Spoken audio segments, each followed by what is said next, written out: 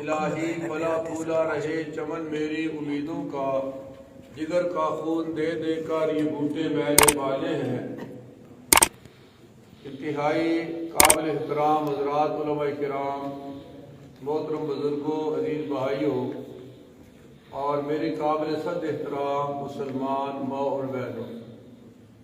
الحمدللہ سب سے پہلے آپ سب کو مبارک ہو کہ ہمارے شیخ و مرشد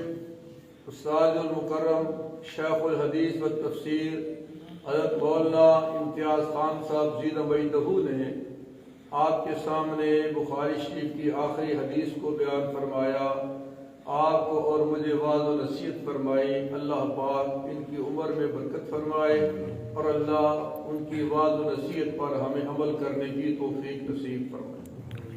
میں استاد محترم کا اور ان کے ساتھ تشریف لانے والے صاحبزادہ مولانا قمر اسلام صاحب کا، جو ہمارے استاد شیخ الحدیث مولانا عبدالسلام رحمہ اللہ کے صاحبزادے ہیں، ان کا شکریہ ادا کرتا ہوں۔ اللہ تعالیٰ ان کی یہاں تشریف آوری کو قبول فرمائے۔ آج کے اس پروگرام میں ہمارے کچھ حضرات کٹیڑا سے تشریف لائے مستورات، اور کچھ غازی سے، کچھ جامرہ سے، کچھ ٹکسلا سے، کچھ سمو سے، کچھ دیگر ارد و گرد کے علاقوں سے، میں سب آنے والی مہمان مستورات کا بھی شکریہ ادا کرتا ہوں، ان کے لیے دعا گو ہوں کہ انہوں نے ہماری اس تقریب کو رونق بخشی ہے۔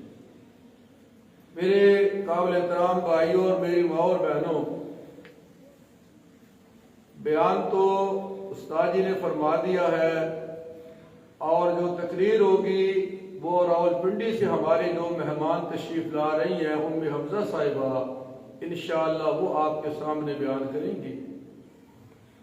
کیونکہ سال کے بعد یہ ایک بڑا اجتماع ہوتا ہے ہمارے اس ادارے کا،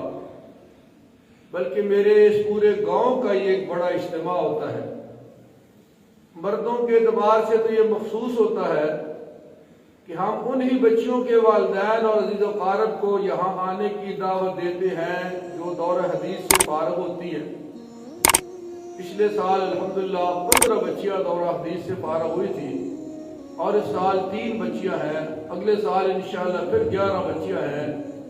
یہ اتار چڑھاؤ چلتا رہتا ہے، کبھی زیادہ ہوتا ہے کبھی کم ہوتا ہے، کام جاری رہنا چاہیے۔ اس اعتبار سے مرد حضرات تو میرے سامنے آپ مخصوص حضرات تشریف فرما ہیں، لیکن مستورات کے اعتبار سے آج میرا پورا گاؤں جو ہے وہ الحمدللہ اس ادارے میں جمع ہے۔ اور کسی نے کسی سے کہا کہ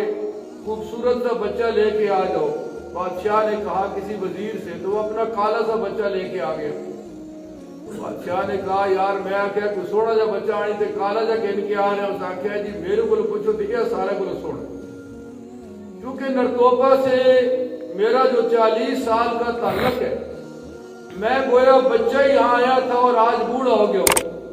تو نرتوپے کے جہاں مردوں کو مجھ سے پیار ہے وہاں عورتوں کو بھی مجھ سے پیار ہے،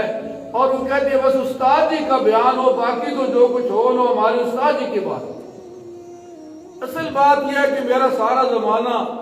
اس بستی میں اللہ نے آپ لوگوں کے ساتھ گزرا ہے۔ کبھی سپیکر پہ درس قرآن ہوتا تھا، سارا علاقہ مستفید ہوتا تھا، اب تو شومی قسمت ہے کہ اذان کے سوا کوئی بات نہیں ہوتی۔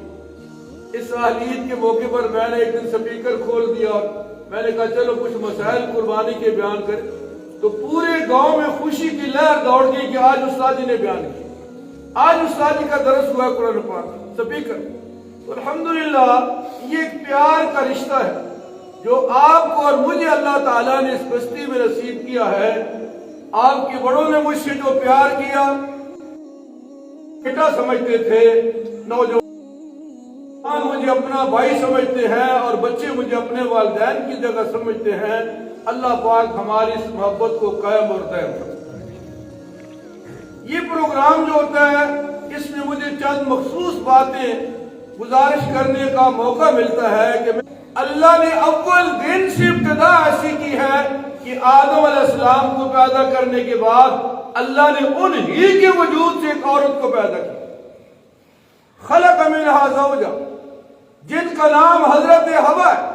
جو ساری کائنات کی دادی جان ہے، ان کو پیدا کر کے اللہ نے اس کائنات کے نظام کو بڑھایا اور آج تک یہ نظام چل رہا ہے۔